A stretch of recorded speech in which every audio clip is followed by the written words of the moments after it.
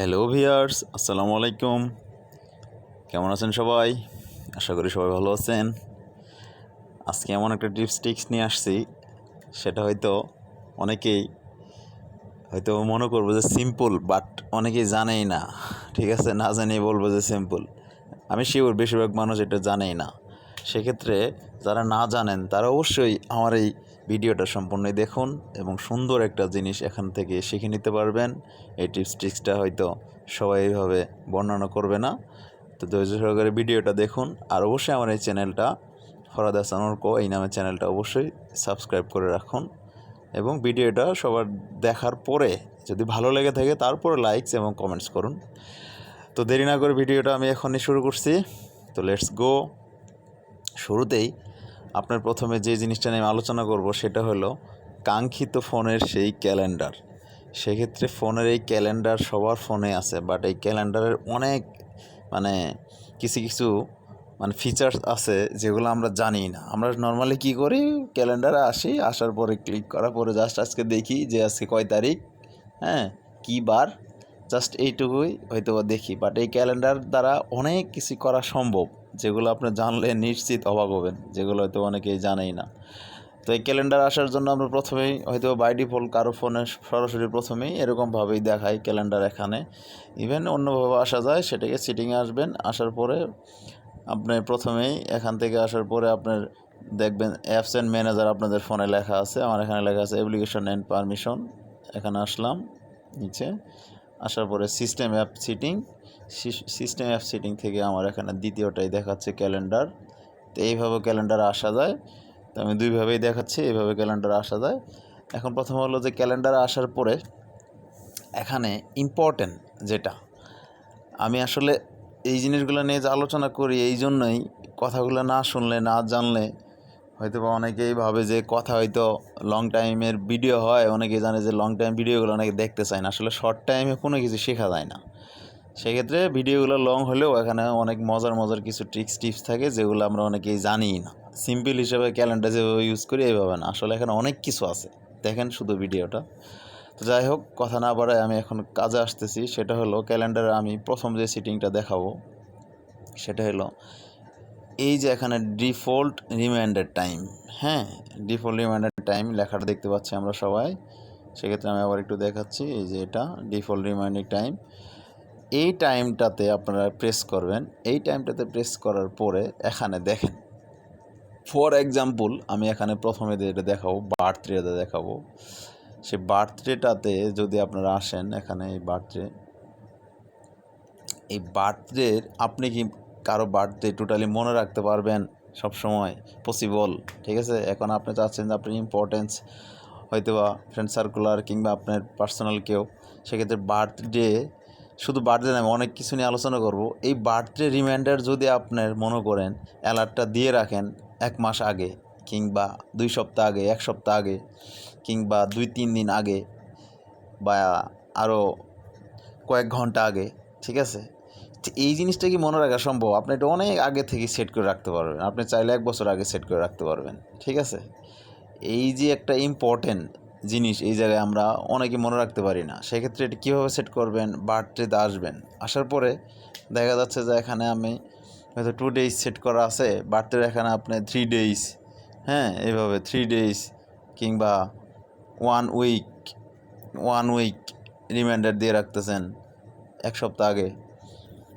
আসার পরে আপনার এখানে রিমাইন্ডার টাইম, ইচ্ছা করলে আপনার যে রিমাইন্ডার 1 উইক বিফোর রিমাইন্ডার আপনার টাইম দিয়ে রাখলেন যে 1 সপ্তাহ আগে কোন সময় আমারে রিমাইন্ড করবে, কিংবা 1 সপ্তাহ আগে বা 1 দিন 2 দিন আগে। ফর এক্সাম্পল আপনি যদি দেন যে আমি দিলাম ধরেন 2 দিন আগে, বার্থডে 2 দিন আগে আমার অ্যালার্ট দিবে। আসার পরে এখানে টাইম দিবেন। আপনি টাইম দেওয়ার পরে কীভাবে সেট করবেন টাইমটা, এখানে যে কোনো একটা নির্দিষ্ট টাইম দিয়ে হয়তো আপনি 3টা দিলেন বা 3:00 যাই দিলেন বা 3:40 যাই দেন না কেন, AM PM যাই দেন, আপনি এই টাইমে দিয়ে আপনি এটা অ্যালার্ট দিয়ে দিল।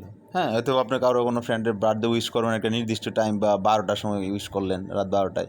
সেক্ষেত্রে হয়তো বা 11:55 আপনি এখানে রিমাইন্ডার সেটিং দিয়ে দিলেন যে এই টাইমে আমার মনে নাই, ওই টাইমে আপনি জাস্ট খালি আপনার রিমাইন্ড দিয়ে দিবে। রিমাইন্ড দেওয়ার পরে রিমাইন্ডের এখানে আপনি যদি চান যে আমি রিমাইন্ডের সময় কি শুধু পুশ দিবে নাকি রিংটোন সহ দিবে, হ্যাঁ, সেক্ষেত্রে আপনি রিংটোন সহ ইউজ করতে পারবেন। এখানে রিংটোনের জন্য আপনি ব্যাগে আসতে হবে, আসার পরে এখানে এই যে এখানে ক্যালেন্ডার অ্যালার্ট রিংটোন নামে একটা ফাংশন আছে, নিচে আসার পরে এখানে দেখবেন যে আপনার এই যে রিংটোন রিমাইন্ডিং, হ্যাঁ, রিংটোন আপনি এখান থেকে ফোনের যা রিংটোন আছে সব এখান থেকে সেট করে দিতে পারবেন।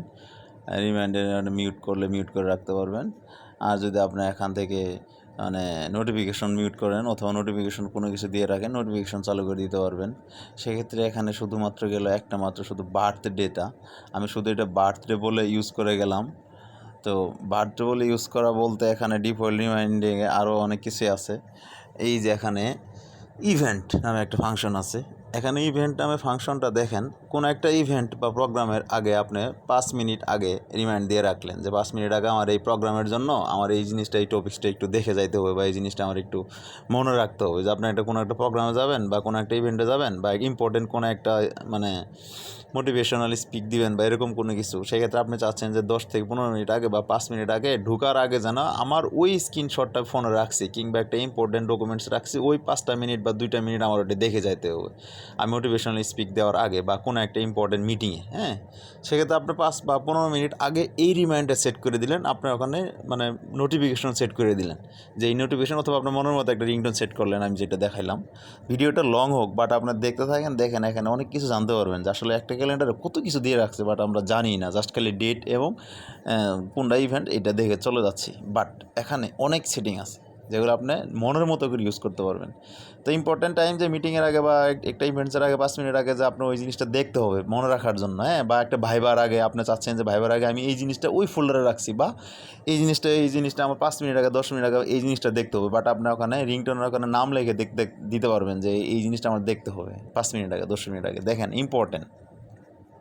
তো ইভেন্ট বলতে এই ইভেন্ট বোঝাচ্ছি, হ্যাঁ, ইভেন্ট বলতে শুধু খালি উৎসব বা এরকম কোনো কিছু না, যে কোনো জিনিস ওখানে সেটিং করে রাখতে পারবেন। ওকে, এখন অল ডে ইভেন্ট নামে একটা ফোল্ডার আছে, এটাতে যাচ্ছে ফাংশন আছে।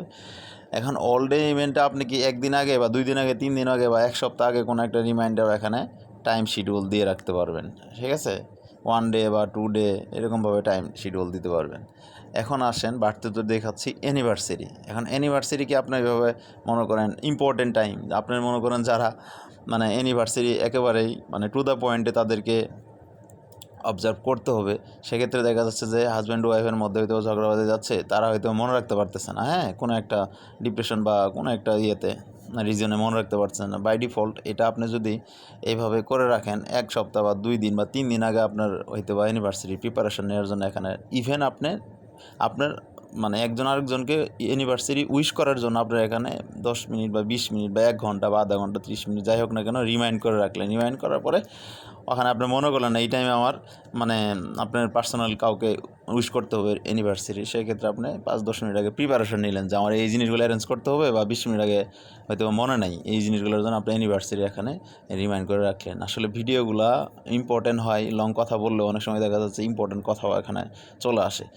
এখন হলো কাউন্টডাউন নামে একটা ডেজ আছে, কাউন্টডাউন নামে আসলে এখানে দেখা যাচ্ছে যে 2 ডেজ 3 ডেজ 4 ডেজ কাউন্টডাউন। কী কাউন্টডাউন করেন আপনি? কাউন্টডাউন হয়তো আপনার 3-4 দিন বা 5 দিন পরে আপনার মনে করেন একটা ডায়েরিতে এই জিনিসটা লিখবেন, কিংবা কথার কথা আপনার 4-5 দিন পরে অমুক জায়গায় যাওয়ার কথা ছিল, কিংবা 4-5 দিন পরে আপনার একটা নোট ডাউন করে রাখছেন, ওইটা আপনি রিভিশন করবেন, বা আপনার ইম্পর্টেন্ট যে কোনো একটা জিনিস এখানে দিয়ে রাখলেন, দিয়ে টাইম দিয়ে রাখলেন, ঠিক আছে। এখানে কয়েকটা সিটিং আর এমনি দেয় নেই, event, all day, birthday, anniversary, countdown, others বলতে এখানে বোঝাচ্ছে আপনি যে কোনো দিন। কথার কথা আমি মনে করেন এই যে ডে অফের দিন কী করি, কাপড় চোপড় এগুলো সব ক্লিন করি। এখন কথা হলো কাপড় চোপড় ক্লিন করে বাইরে রেখে দিছি, দেওয়ার পর হয়তো আমি টাইম মনে রাখছি যে এই টাইমে আমি কাপড় বেরে দিয়ে মানে বাইরে দিয়ে আসছি, আমি এই টাইমে আমার উঠাইতে হবে, হ্যাঁ, সেক্ষেত্রে দেখা যাচ্ছে আপনি টাইম শিডিউল দিয়ে রাখলেন, মনে রাখলেন যে আমার এই টাইমে কাপড়গুলো উঠাইতে হবে, সেক্ষেত্রে আপনি টাইম দিয়ে রাখলেন যে এই টাইমে আমি বাইরে থেকে কাপড়গুলো উঠাবো, ছাদ থেকে কাপড়গুলো উঠাবো।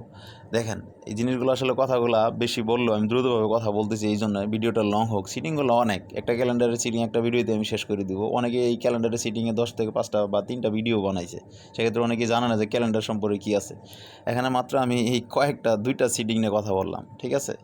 এখানে আরও অনেক সিটিং আছে, আমি একটু কথা বলি, একটু দেখেন। সেক্ষেত্রে ক্যালেন্ডার এই যে রিমাইন্ডার মোড, যেটা রিমাইন্ডার মোড আপনি এটা অবশ্যই আমি চাইবো যে সবগুলো আপনারা যদি ইম্পর্টেন্ট হয় এগুলো এই রিংটোন রিমাইন্ডার দিয়ে রাখবেন, বা যদি আপনার ইম্পর্টেন্ট ওরকম না হয় তাহলে আপনি মনে করেন এই যে নোটিফিকেশন রিমাইন্ডার দিয়ে রাখবেন।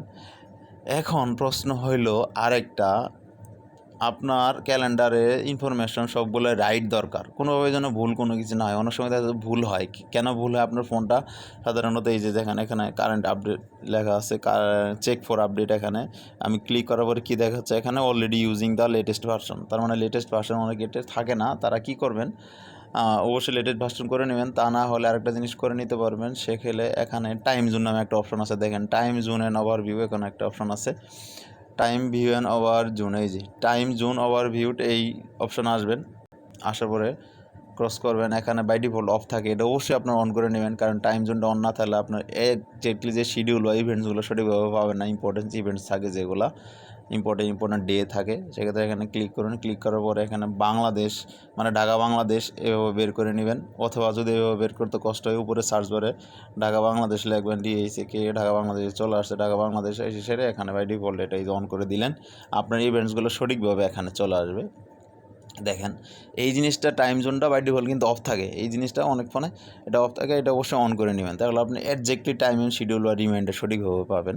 এখন শো উইক নাম্বার, আপনি যদি সাপ্তাহিক নাম্বারগুলো অন করতে চান তাহলে এটা এইভাবে অন করে দেবেন, তো আমি এখন বর্তমানে যাচ্ছি না এটা।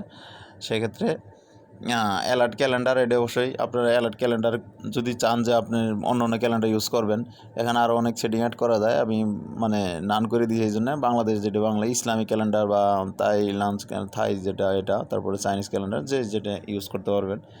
এটা গেল। এখানে ক্যালেন্ডারের আরেকটা ইম্পর্টেন্ট সেটিং, সেটা হলো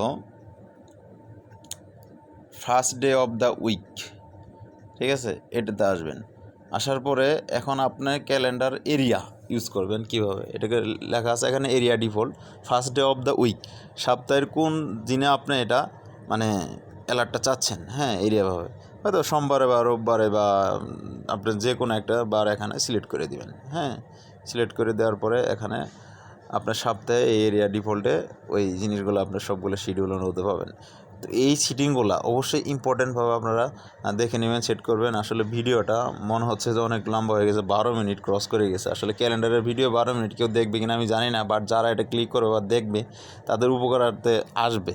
তো আশা করি আমার এই ভিডিওটা অনেক ভালো লাগছে। তো এই টাইপের টিপস পেতে আমার এই চ্যানেলের সাথেই থাকুন। আল্লাহ হাফিজ।